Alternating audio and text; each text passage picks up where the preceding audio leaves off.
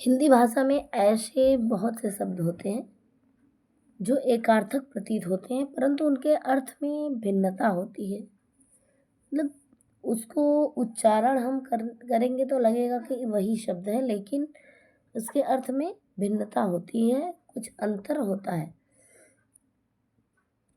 उपयुक्त शब्द एकार्थक प्रतीत होते हुए भी अर्थ में भिन्नता रखते हैं, अर्थात जो ये शब्द होते हैं वो एकार्थक प्रतीत होते हुए भी इनके अर्थों में भिन्नता होती है। जैसे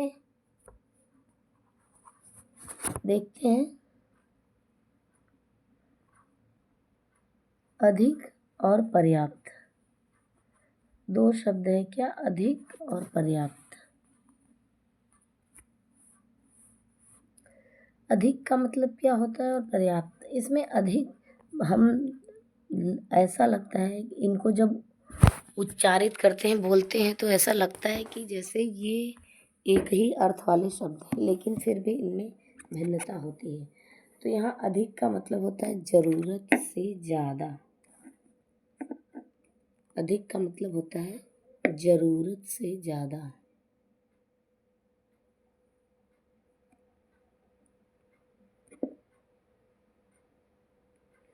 और पर्याप्त का मतलब होता है जितनी ज़रूरत है।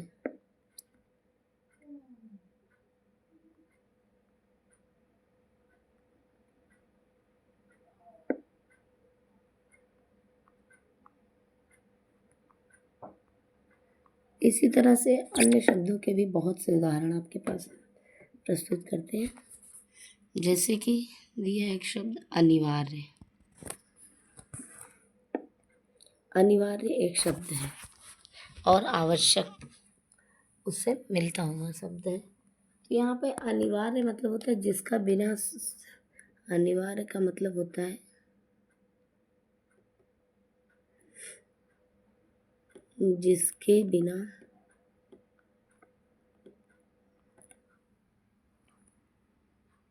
संभव न हो।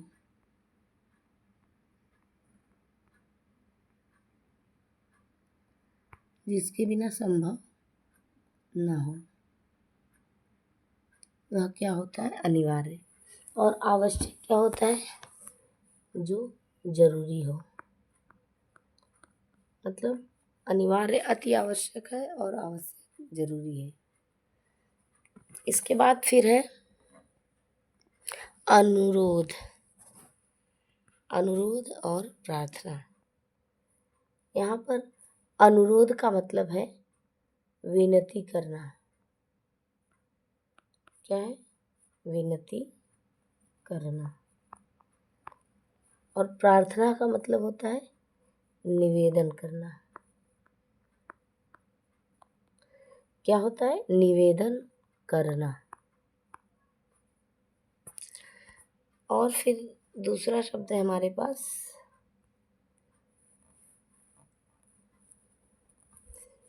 अवस्था और आयु। अवस्था और आयु को कभी कभी एक ही अर्थ में हम प्रयोग कर देते हैं, तो लेकिन यहाँ अर्थ में भिन्नता होती है इसके। जैसे होता है अवस्था। अवस्था का मतलब होता है हालत। और आयु का मतलब होता है पूरा जीवन काल। क्या होता है, पूरा जीवन काल। इसके बाद फिर अगला शब्द उत्साह और साहस। उत्साह मतलब होता है जोश। क्या होता है, जोश। और साहस का मतलब होता है हिम्मत।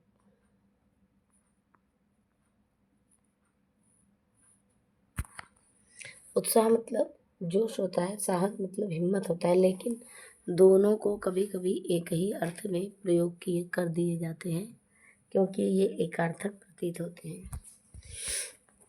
इसके बाद फिर है कष्ट। क्या है, अगला शब्द कष्ट।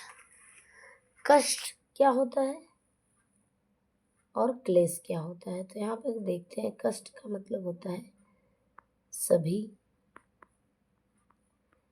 प्रकार के दुख। तो कष्ट का मतलब होता है सभी प्रकार के दुख, अर्थात मानसिक, शारीरिक, दैहिक जो भी हो उसे कष्ट कहते हैं। और क्लेश होता है मन का दुख। जब हमारे मन में कोई दुख होता है तो उसे हम क्लेश कहते हैं। इसके बाद फिर आता है नंबर नेक्स्ट, खेद और शोक। ये दो शब्द हैं, एक तो है क्या, खेद, और दूसरा है शोक।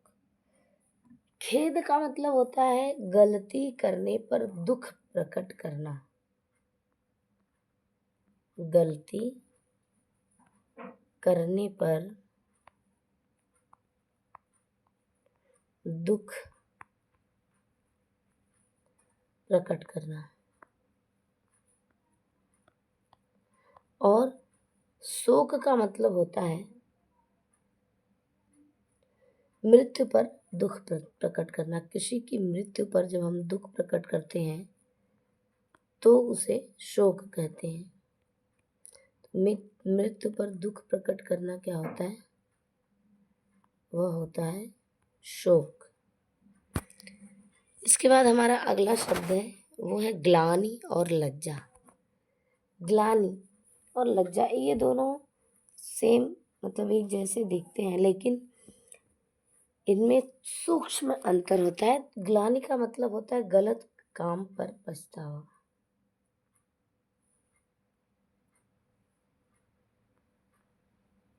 गलत काम पर पछतावा। गलत काम पर पछतावा। और लज्जा का मतलब क्या होता है, गलत काम करने पर संकोच।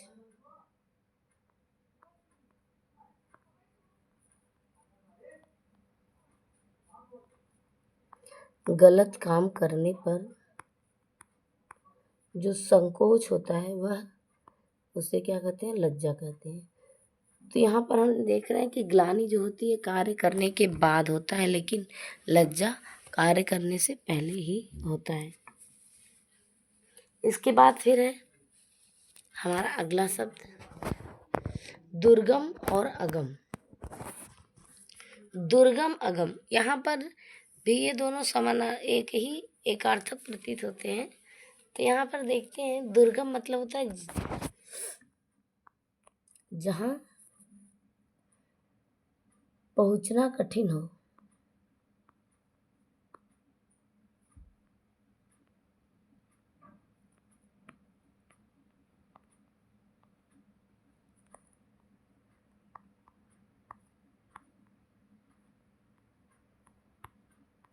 जहाँ पहुँचना कठिन हो वह दुर्गम होता है।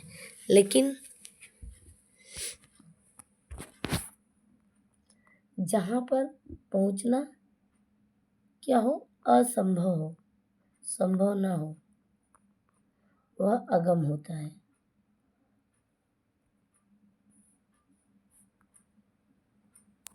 क्या होता है, जहाँ पर पहुँचना कठिन हो वह दुर्गम होता है। जहाँ दुख के साथ पहुँचा जाए, कष्टों के साथ पहुँचा जाए वह दुर्गम होता है। लेकिन अगम मतलब जहाँ पहुँच ही ना सके, असंभव हो, वह अगम कहलाता है। इसके बाद फिर है अपराध और पाप। यहाँ पे अपराध का मतलब होता है कानून के विरुद्ध किया गया काम। कानून के विरुद्ध किया गया काम।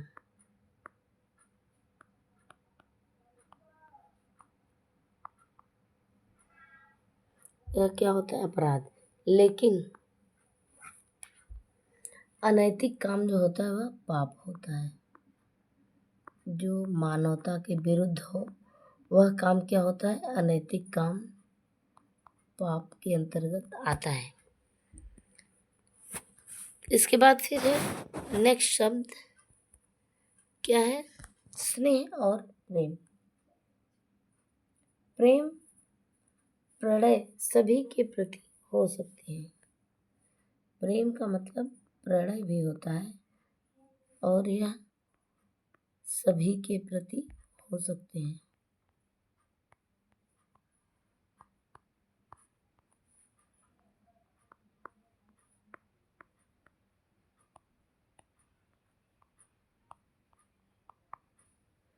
लेकिन जो स्नेह होता है वह छोटों के प्रति प्रेम का भाव होता है।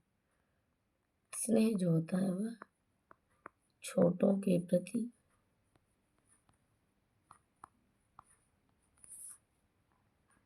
प्रेम होता है, तो वह स्नेह होता है।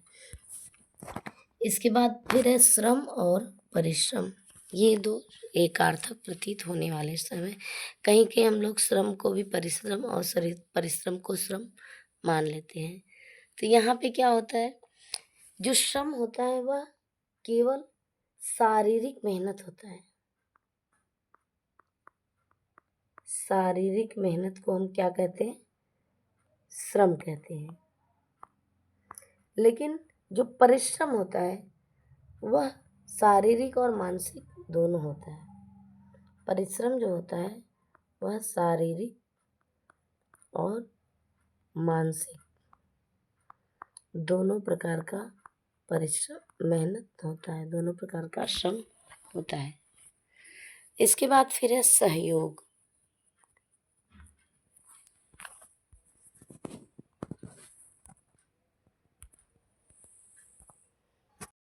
हमारा अगला शब्द है सहयोग और सहायता। सहयोग और सहायता में सूक्ष्म अंतर होता है। सहयोग में दोनों पक्ष सक्रिय होते हैं, एक दूसरे की मदद करते हैं। लेकिन सहायता में क्या होता है, यह केवल एक पक्ष सक्रिय होता है, एक पक्ष सक्रिय होता है। दोनों में सूक्ष्म अंतर यही है, सहयोग और सहायता। जबकि अर्थ और काम दोनों एक ही करते हैं, लेकिन दोनों में सूक्ष्म अंतर है कि सहयोग दोनों पक्ष के लोग करते हैं, सहायता केवल एक पक्ष का व्यक्ति करता है। इसके बाद फिर हमारा अगला शब्द है सेवा और शुश्रूषा। सेवा हम गुरुजनों और बड़ों की करते हैं। सेवा जो करते हैं वह गुरुजनों की करते हैं और बड़ों की करते हैं। लेकिन जो शुश्रूषा होता है, शुश्रूषा यह केवल रोगी व्यक्ति की जाती है, रोगी व्यक्ति की जाती है शुश्रूषा, रोगी व्यक्ति की जाती है। इसके बाद फिर हमारा अगला शब्द है ग्रंथ और पुस्तक। दोनों दिखने में एक जैसे ही होते हैं, लेकिन दोनों में अंतर होता है। तो देखते हैं क्या सूक्ष्म अंतर है। ग्रंथ जो होते हैं वो बड़े होते हैं, बड़े पुस्तक होते हैं, और ये क्या होते हैं, धार्मिक होते हैं। इसमें धर्म की बातें लिखी जाती हैं, ये धार्मिक महत्व को बताते हैं। लेकिन जो पुस्तक होता है वह कोई भी साधारण किताब हो सकता है। पुस्तक कोई साधारण किताब होता है।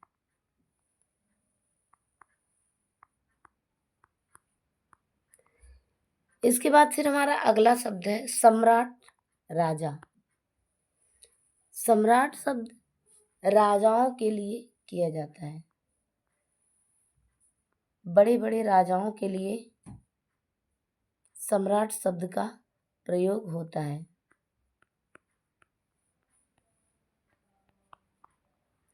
लेकिन जो राजा शब्द होता है यह एक सामान्य राजा के लिए प्रयोग किया जाता है, सामान्य राजा।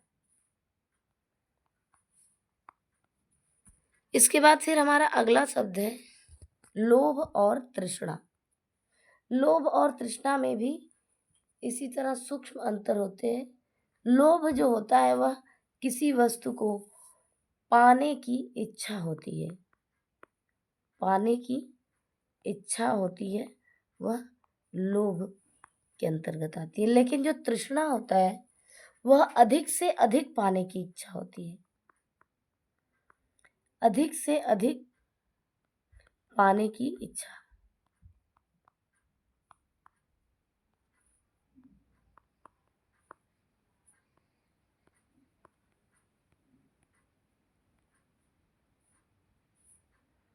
अधिक से अधिक पाने की इच्छा को तृष्णा कहते हैं। इसके बाद फिर हमारा अगला शब्द है विवेक और ज्ञान। यहाँ पर विवेक और ज्ञान दोनों ही हम ज्ञान के लिए प्रयोग करते हैं, लेकिन दोनों में सूक्ष्म अंतर होता है। जो विवेक शब्द होता है वह अच्छाई और बुराई का पहचान करवाता है, अच्छाई और बुराई की पहचान कराता है विवेक शब्द। लेकिन जो ज्ञान होता है वह किसी विषय की जानकारी देता है, केवल क्या करता है, किसी विषय की जानकारी देता है।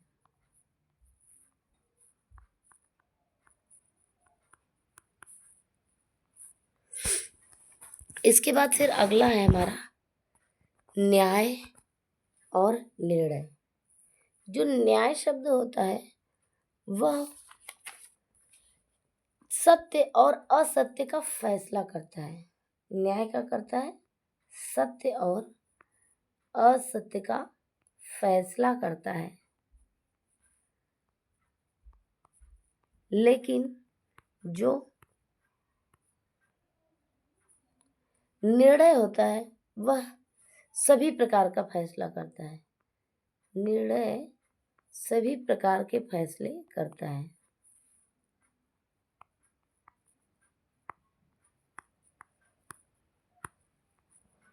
इसके बाद फिर हमारा अगला है पुरस्कार और पारितोषिक।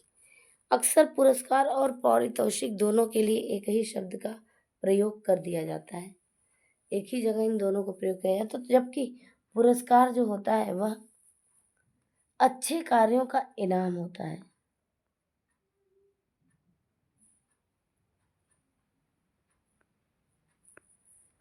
अच्छे कार्यों का इनाम होता है पुरस्कार। और जो पारितोषिक होता है वह प्रतियोगिता में जीत पर मिलता है, प्रतियोगिता जीतने पर मिलता है। क्या मिलता है, पारितोषिक। इसके बाद फिर है भ्रमण और पर्यटन।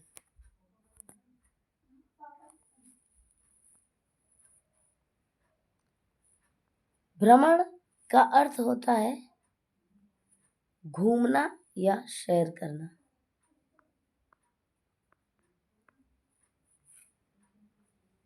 घूमना या सैर करना।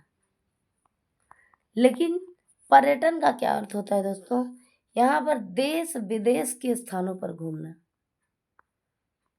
देश विदेश के स्थानों पर घूमना क्या होता है,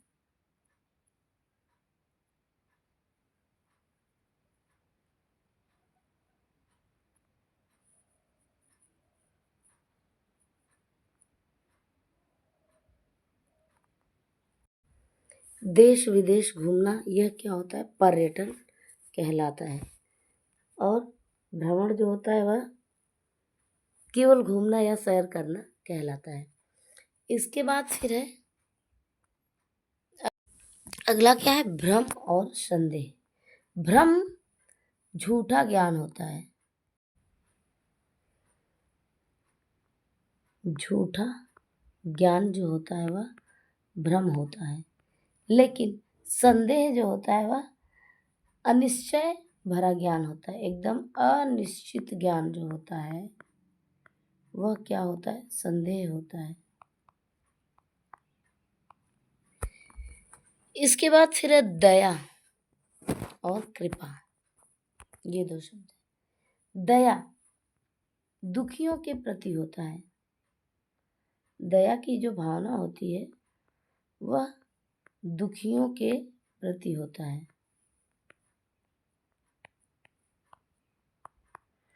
लेकिन जो कृपा होती है दोस्तों, कृपा वह छोटों को सुखी करने का भाव होता है। छोटों को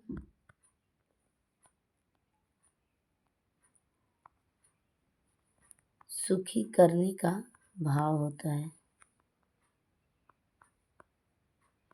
वह क्या होता है? कृपा। इसके बाद फिर है अभिमान और अहंकार। कभी कभी अभिमान और अहंकार एक ही जगह प्रयोग कर दिए जाते हैं, लेकिन इसमें भी सूक्ष्म अंतर होता है। तो यहाँ पे अभिमान का जो अर्थ होता है वह होता है घमंड। अभिमान का मतलब होता है घमंड, और यह घमंड जो होता है अपने को बड़ा और दूसरों को छोटा समझता है। इसमें क्या होता है? अपने को बड़ा समझता है और दूसरों को क्या समझता है? छोटा। इसी तरह से अहंकार जो होता है अपने आप को बहुत योग्य समझने का होता है। मतलब अहंकार जो होता है वह योग्यता से संबंधित है, या क्या होता है? बहुत योग्य। जब अपने आप को कोई बहुत योग्य समझता है तो उसके अंदर अहंकार का भाव आता है। इसके बाद फिर है श्रद्धा और भक्ति। ये दो शब्द, इनमें भी सूक्ष्म अंतर है। श्रद्धा जो होता है वह गुणवान व्यक्तियों के प्रति पूज्य का भाव होता है। श्रद्धा गुणवान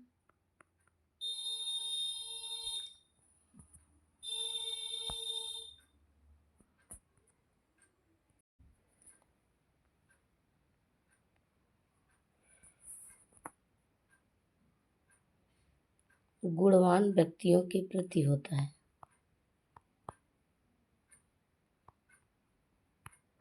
गुणवान व्यक्तियों के प्रति होता है। लेकिन जो भक्ति का भाव होता है वह क्या होता है? भगवान के प्रति होता है। श्रद्धा गुणवान के प्रति होता है, लेकिन भक्ति भगवान या ईश्वर के प्रति होता है। इसके बाद फिर है अगला संतोष या तृप्ति। संतोष, जितना मिले उसी में खुश रहे। जितना मिले उसी में खुश, तो यह संतोष का भाव हो गया। लेकिन जो तृप्ति होती है, तृप्ति वह इच्छा पूरी होने पर होती है। इच्छा पूरी होने पर तृप्ति का भाव होता है, तृप्ति। इसके बाद फिर अगला है सुख और आनंद। सुख, लाभ होने से जो प्रसन्नता आती है, लाभ होने पर, लाभ से जो प्रसन्नता मिलती है मनुष्य को, वह क्या होता है? सुख का भाव होता है। लेकिन सुख और दुख से ऊपर जब उठ जाता है तो वह आनंद की प्राप्ति होती है। सुख और दुख से ऊपर, सुख और दुख से ऊपर का जो भाव होता है वह क्या होता है? आनंद होता है। इसके बाद फिर है अनुमति। अनुमति जो शब्द है वह है आज्ञा से थोड़ा सा अलग है। यहाँ पर अनुमति किसी कार्य के लिए सहमति होना। यहाँ पर कार्य के लिए क्या होना? सहमति होना जो होता है वह अनुमति कहलाता है। लेकिन आज्ञा बड़े व्यक्तियों द्वारा दिया जाता है। आज्ञा बड़ों द्वारा दिया जाता है, वह आज्ञा कहलाता है। इसके बाद फिर है अगला, गर्व और गौरव। गर्व और गौरव, गर्व क्या होता है? वह किसी उपलब्धि पर सच्चा गर्व। जो गर्व होता है वह किसी उपलब्धि पर होता है। लेकिन जो गौरव होता है वह किसी की प्रतिष्ठा पर होता है। किसी की प्रतिष्ठा पर क्या होता है? गर्व होता है। लेकिन किसी की प्रतिष्ठा पर गौरव होता है और किसी की उपलब्धियों पर गर्व प्राप्त होता है। इसके बाद फिर हमारा ये जो टॉपिक है, एकार्थक प्रतीत होने वाले शब्द, यह पूरा होता है।